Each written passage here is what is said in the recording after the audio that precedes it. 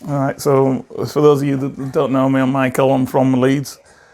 I've lived in Leeds more or less all my life. Was the youngest of four children. I was the only boy, which, so from the start, it wasn't brilliant because of that. So I was like bullied at home because I was the only boy, and like, you got to think this was like 40 years ago, roughly. So there was no computers, there were no smartphones, the only toys, there was like a doll maybe if you're a girl and an action man if you're a boy. And so, like I say, I desperately wanted somebody my own age, to play with, but there wasn't nobody. So I was from like 5, 6, 7, 8, I was like a loner. I remember when I was at primary school as well, I used to get excited when I went to school because that was the only time when I got to mix with people of my own age who wanted to know me. That is, because there was only 2 years between me and my youngest sister, but she sort of like hung around with the other two, which were a lot older. So, like I said, when I was at home, I was on my own all the time, more or less. So, like I said, so when I was at school, I was like really excited, I think, and I used to get in trouble a lot. And so I think what the teacher did in the end, she ended up putting me in a corner on my own. And I always remember this because after about, 3 or 4 months, she said I could go back, with the rest of the class. And now, obviously, being a Christian now, I know now that obviously because my soul was damaged, she said you can go back with the rest of the class. And I says, no, that's what I mean, amazing. And it was a kid, that was when I was about 10 or something. She says, you can go back with the rest of the class now. So probably nowadays that won't be allowed, to put a kid on his own for that long, because I was on my own for months, in the corner where I couldn't mix with anybody because I was such a distraction to everybody. And then, like I said, after a few months, she says, oh, you could go back and sit in your normal desk. And I says, no, I just want to be on my own. So, and I didn't see no wrong with it, but obviously now I know, because I know a lot more now. I knew that my soul was damaged from that point. So what happened then? And so, like I say, I remember one day I came home and like my father were gone. So before that though, I remember, so like I said, it was damaged as well because of the bullying of my sisters. And also as well, I saw my mum many a times being, attacked violently. Gosh, I didn't think I'd go this soon in only 2 minutes. But I remember once one of the worst times was like, when my father, he whipped her with like an electrical cord. And she was trying to get out of the house and he like dragged her back and carried on beating her in front of us. So obviously you can imagine my soul was badly damaged even as a child, and so what happened then? And one day I came back from school and a lot of the stuff was missing out of the house, and I found out later it's because my mum had gone and she'd gone with my 3 sisters. And I remember one of my mum's friends came and says, you've got a choice, You can either go, stay here with your father or go with your mum. And like I said, that was one of the worst days of my life, because it just, you can imagine for a kid of that age, because I was something like 11 or something like that, and like, it just felt like, my heart was just torn in half, But I think maybe because I was a man, I chose to go with my father. And so I lived with my father for about 6 months. It actually wasn't that bad, to be honest, because my father, because I'm an engineer, my father was an engineer and he taught me like a lot of stuff to do with electrical stuff and electronics, because he used to repair TVs and stuff like that. And so we had like a common bond, and he used to do car mechanics. So he taught me car mechanics, taught me how to do like basic electronics and stuff. And to me, it was all right. But, obviously he wasn't happy because one day I came home from school and he'd gone, so that was twice within about this, in a space of 12 months. One time I came home and they'd split. And then the other time I came home and he'd just gone, he'd just left, completely gone. There was just nothing in the house, it was just completely empty. So I knew where my mum lived. And so obviously I just went and told her what had happened. And so in the end, I had to live with her anyway. And so then what happened after that?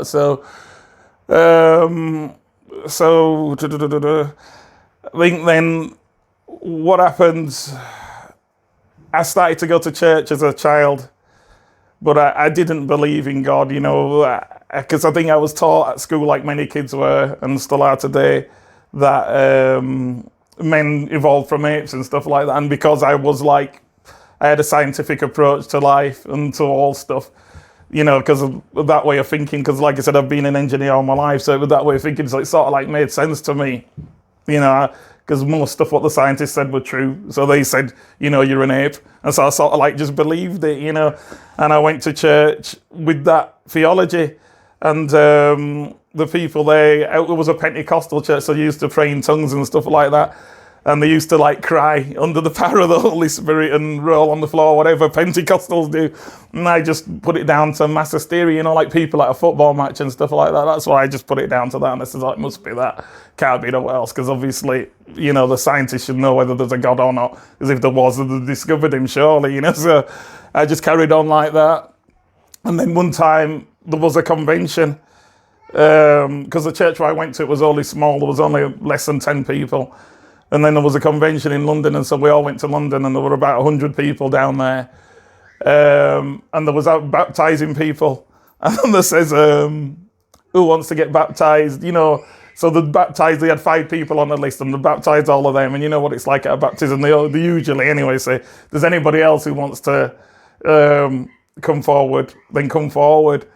And then I just held up my hand and went forward, not really knowing, because at that age, I didn't understand about, God and stuff. I didn't understand that Jesus took all sin and stuff like that. I just went forward because, they says, anybody who wants to come forward, come forward. And they were just going on and on and on. And so I just thought, I'll just go forward. So I just went forward, not really knowing what I was doing. And then they just put me in water. I did feel something, though, I must admit, I did feel something when I was in the water, but it was only very, very minuscule. And when I went back home, I did try and live right, but it only lasted like about, 2 weeks, and then I was back, doing whatever I was doing. And then it just got increasingly worse, especially when I went to high school, because then I started mixing with people who were doing really serious things. Just let me have a quick look, because so like I say, I won't go on for ages and ages with the sort of stuff that I got into, because it's not really relevant. I think what's really relevant is is the power of God and how that changed me. But I've made no notes of some of the stuff what we used to do. But I was just I think it happens to a lot of teenagers, just anybody who was in authority in any way, shape or form. I just didn't like them, and I just wanted to attack them, whether it was physically or verbally. That was one of the main character traits that followed me all through my teenage years. It was just like anybody in authority. So in this COVID, I'd definitely have been locked up with people telling you to put masks on and stuff. I'd have been gone at the beginning of the year. I'd have been in jail. It's just. But yeah, anybody for instance, when we're at school as well, because I've still got a massive sense of humour, and I did then as well. I always have done all my life. And what we used to do, I don't know if any of you had school buses. We had a double-decker that took us to school and back. And what me and my friends used to do, so we'd just open the thing, because at the back, there's a big window, and if you open it, it starts setting off an alarm. And we used to do that almost every day. And sometimes we'd even jump out of the back, we'd hang out the back, because that, just hanging out the back coming down the main road. It was a proper laugh. But the reason why I'm sharing that, because that's what my character was like. So, and then when I think when I was 15 as well, I got a car when I was 15, because the guy I went to school with was an Asian guy, and I was good friends with him. And I think he used to steal his dad's gold, serious, I swear. He used to steal his dad's gold, and we'd go into town and waste the money on the slot machines and stuff. You know what I mean? What was that? Oh, I thought you said something. So yeah, he used to go, and so we'd do that. And then one day he thought, oh, I'm going to buy a car. So he stole some gold, and it was like he got like £200 for it or something. And we bought a car, and so he had it for a while, and then his dad found out. And so he gave it to me. So I was like driving at 15. I'd like drive to school, park it, and then go into school, and then come back out and then drive home. You know?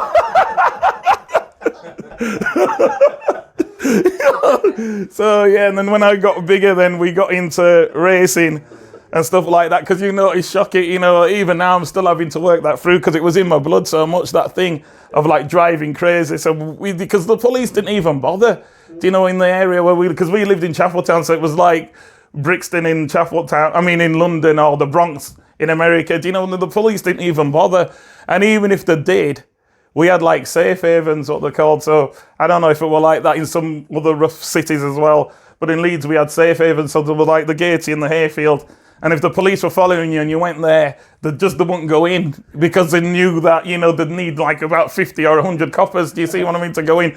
So we just did what we wanted, we'd drive however fast we wanted, just do anything we wanted. Obviously, if you did something major, like killed somebody, then they'd obviously, do an investigation, but you could, like petty stuff, like maybe shoplifting or minor violence or stuff like that, they'd just let it go. So that's the sort of life that I lived for about, I don't know, since I was 15 till I was 21.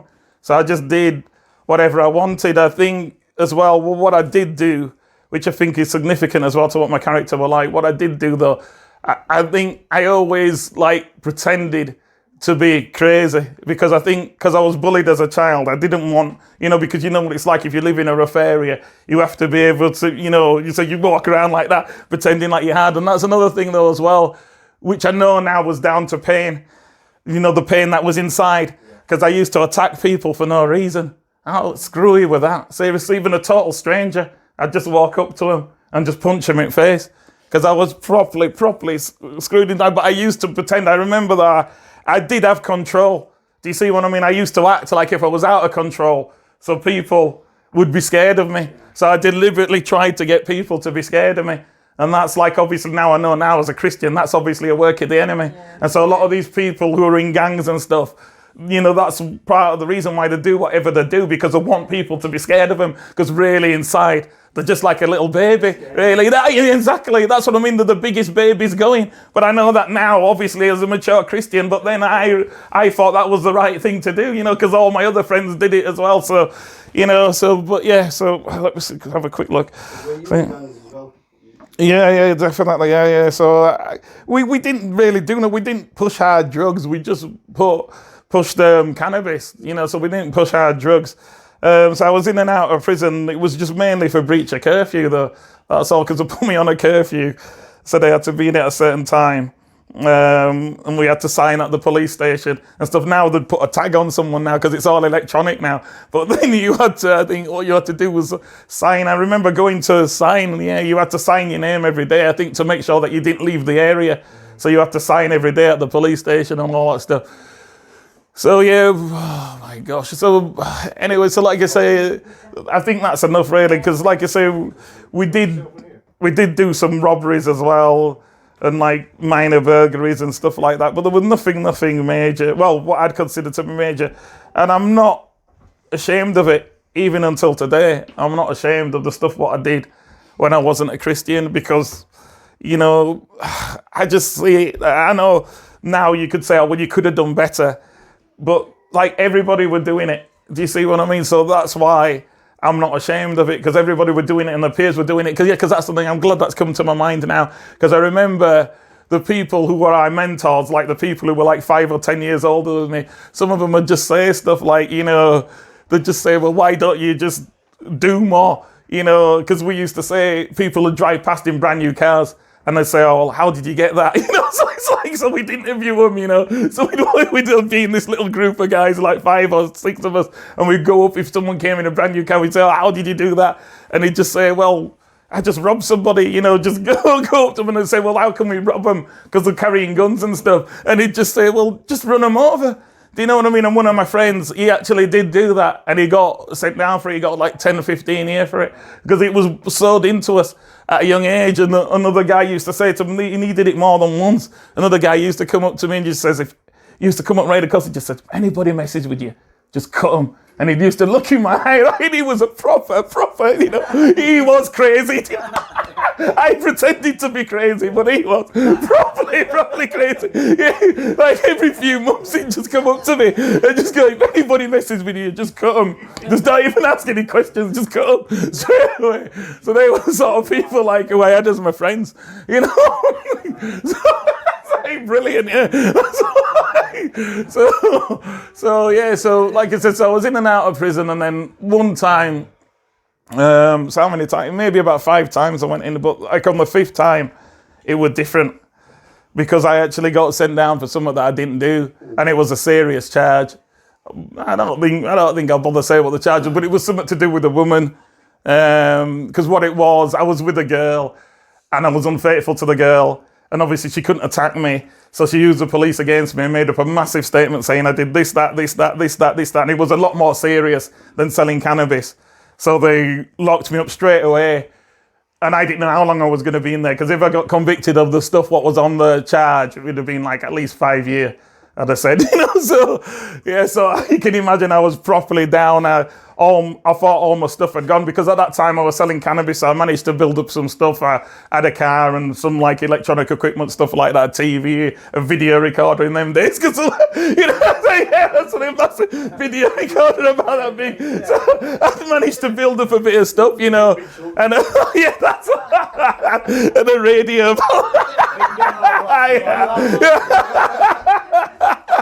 So I'd managed to build up some stuff.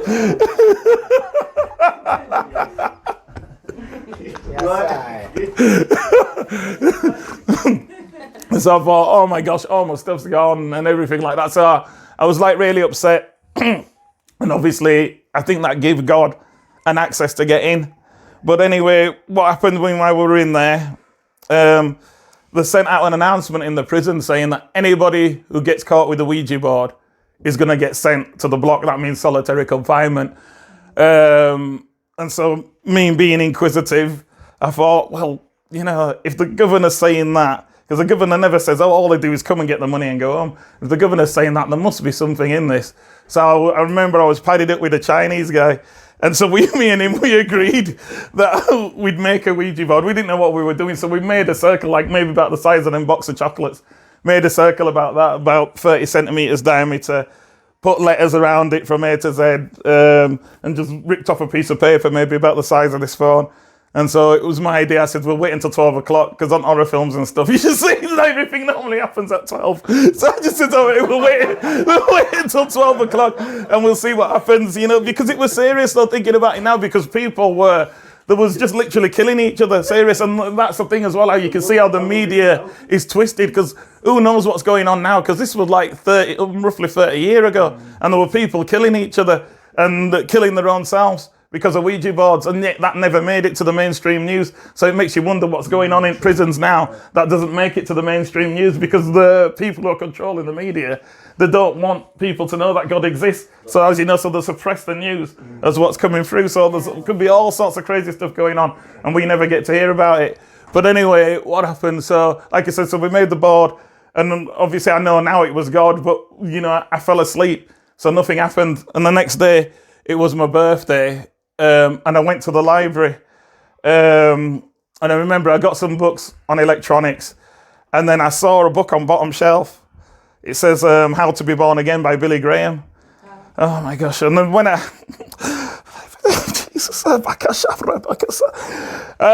when I saw it, I thought, oh my gosh, that seems unusual to be there.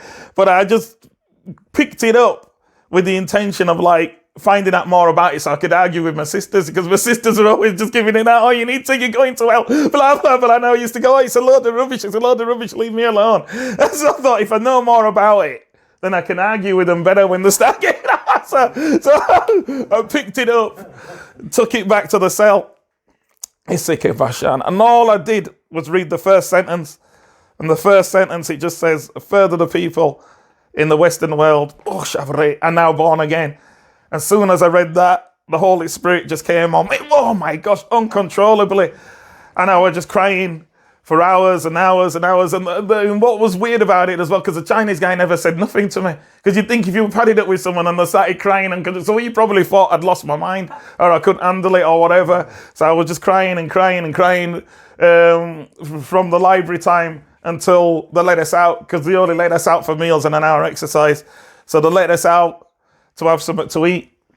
And I remember when I left the cell, I could just tell that, what, something major had happened, because it just felt like I was floating along the floor. As I walked out of the cell, it just felt like I was floating. It was just absolutely amazing.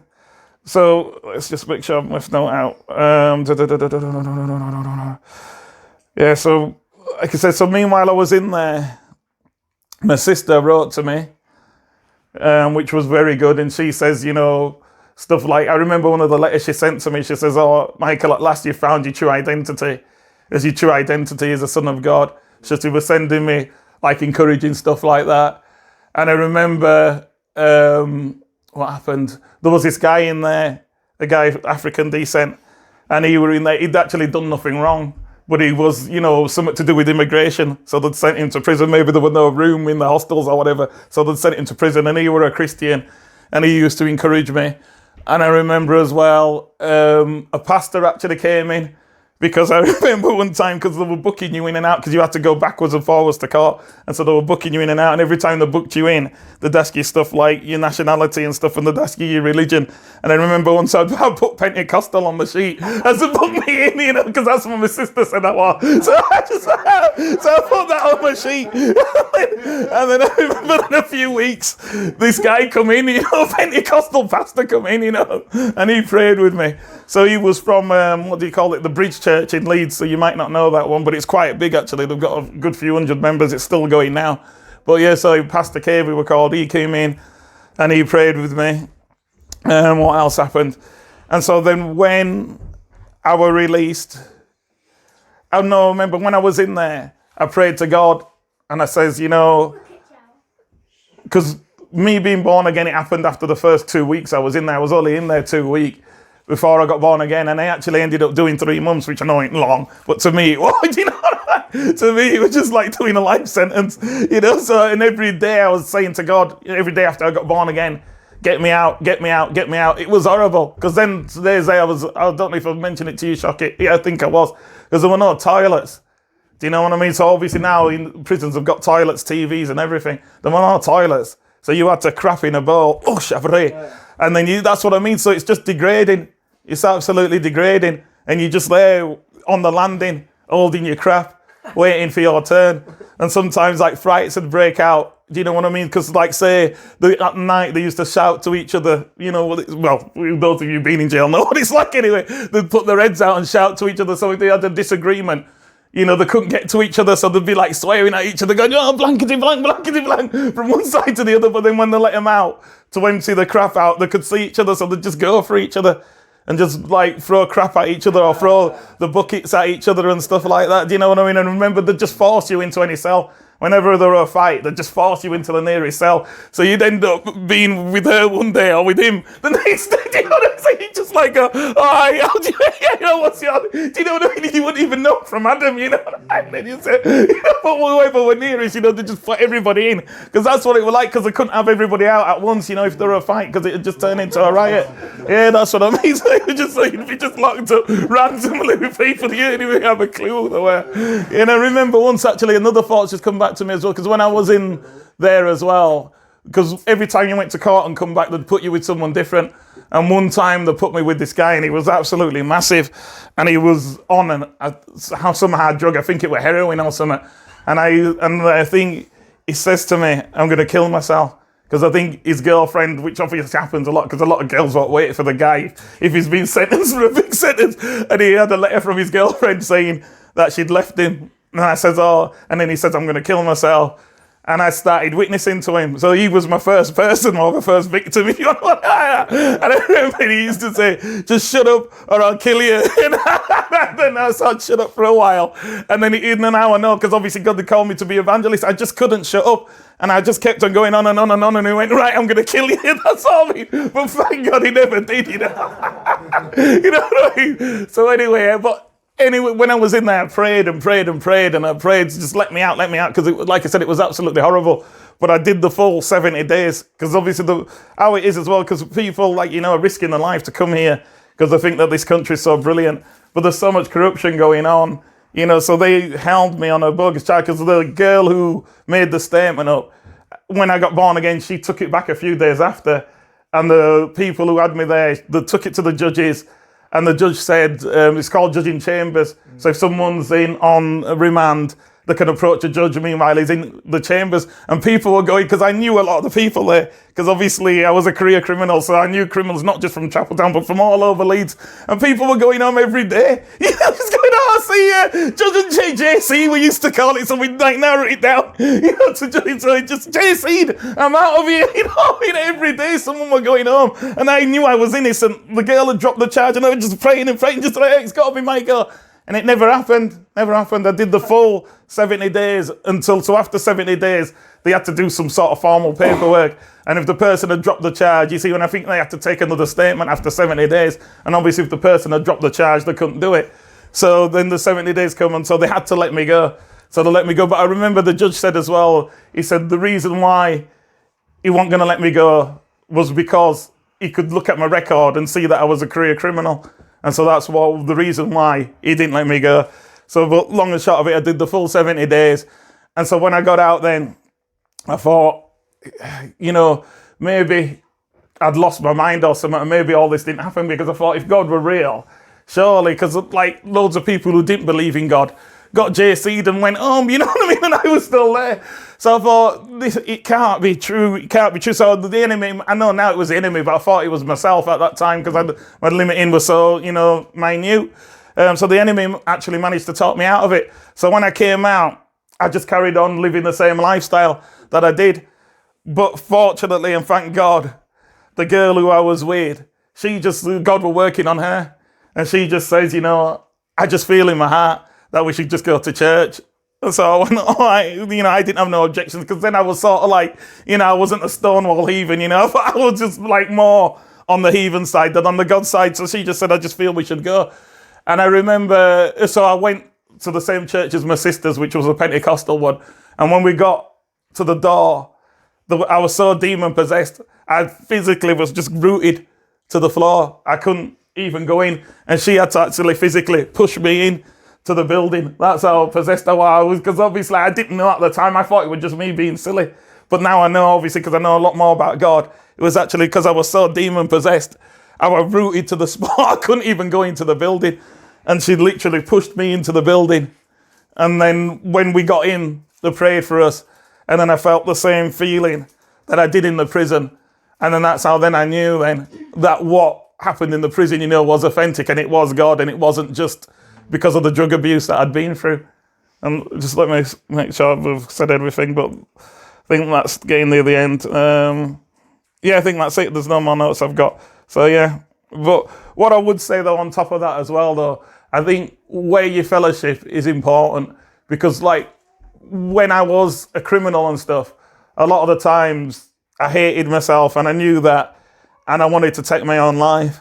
A lot of the times when stuff happened that, because God wanted in my life, so I didn't have that rigidity, you know what I mean? And even after I got born again, because the church I went to was just a religious church, which I didn't know, I thought it was the real deal, but it was just a religious church. I still didn't have enough rigidity. And when major problems came, I found myself like that as well, just rocking on the top of a building still. And it wasn't until I joined up with a church that actually followed the Bible how it should be that I got that strength, to be able to come on. I'm not suicidal now, but it wasn't a deliverance thing. It wasn't somebody didn't pray for me. It's when I actually had the right understanding of what the Bible said about me, and I started putting myself in the Bible, and says, oh, that's me, that's talking about me, that's talking about me. And when I started studying the Bible like that, I had the strength then to stand against depression. So I just learned it with that, and that's it. You know what I mean? So,